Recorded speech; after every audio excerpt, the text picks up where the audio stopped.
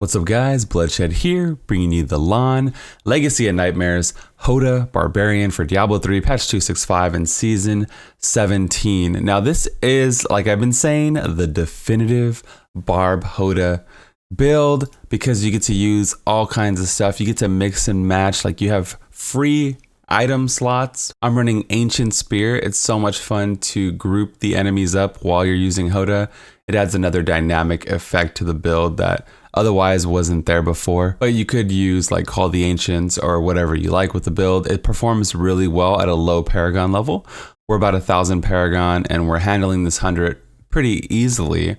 You can still play IK HOTA, and Raykor HOTA should still be stronger than this build particularly, but you don't have to charge into boulders and then DPS. You don't have to charge into the wall, headbutt the wall 15 times in a row before you DPS. I'm just making jokes, but if you like that playstyle, that's cool. It's still there for you. Raykor HOTA is still really strong. With the IK version, there is no set bonuses to keep up. There is no FNR or anything like that. You just basically go out there and DPS and you just kind of play the game, right? You just throw out the chains, or you can even use Ground Stomp, Wrenching, Smash to pull the enemies in, proc your strong arms, and smash away. I love the freedom of this build and most of these LON builds that I'm going to be covering here on the channel. You just get to use whatever items you want, man. You don't have to cube in the wear the Istvan set or anything like that. We're using a Sunkeeper and a Burning Axe of Sancus, so that's pretty fun. And other people have been using like daggers, like Pig Sticker and things like that. So definitely check the description. Throughout the life cycle of the PTR, the patch, the season, I will update the written guide. So if there's something that's just so much better that I find, we only had a week to test all the different builds. So if there's something that pops up that's actually better, we'll swap it in and I'll make sure that we keep it updated for you. Good area damage, good single target, good grouping of the mobs. You're your own Z-Barb, right? You're a Z-Barb built-in one.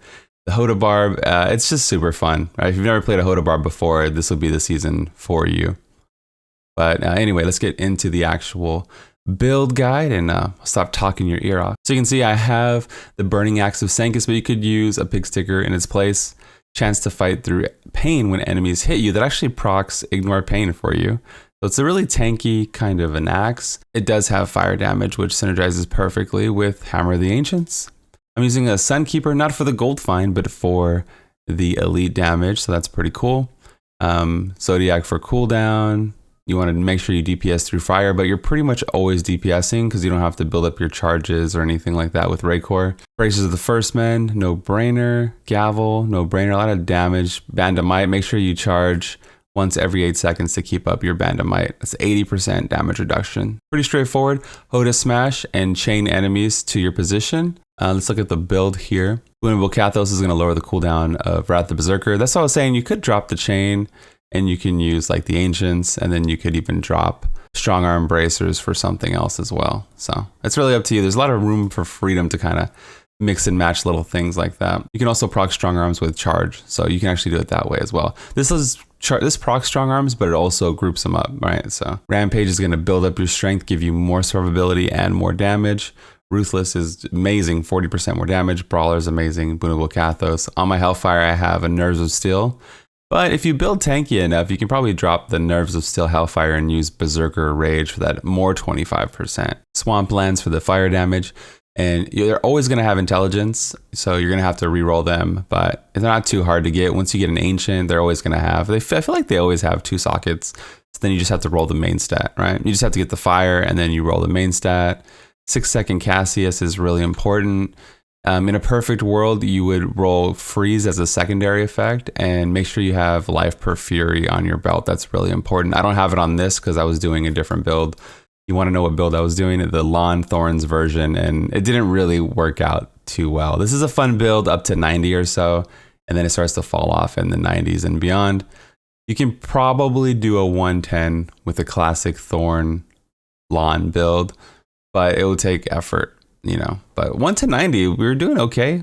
Maybe you can even turn this into a speed build. Here's like a speed build variation we were looking at, but the HOTA version was working and powerful, and I think better than the Immortal King version right now. So for the shoulder, you probably want the skeletal shoulder, unless you're using Call the Ancients, then you want the Call the Ancients shoulders, right? Or homing pads for farming. I love Gogok because of the cooldown. Bane of the Trap's a no-brainer, and then Stricken destroys the Rift Guardian. So Good single target, good area, good cooldown. Overall, you're basically free with the build. You can roam and smash and do whatever you want. This is my favorite thing about these LON builds, I guess. Woo, what a week it's been. So Diablo fans shut down. Unfortunately, it was my favorite website, but I need somewhere to put my builds. I've been getting asked ad nauseum every day on stream, so I decided to use my Patreon page as a website, right? It's super easy. I already have it. I can just put them on the front page. The builds are going to be free for everybody. There's no like exclusive content. Like if you want to support, that's cool, but it's just there, right? And so all my builds will be there, the links for everything, the videos, the written guides. It's just one nice centralized location. I have so many videos. I do a lot of Let's Plays. It can get confusing.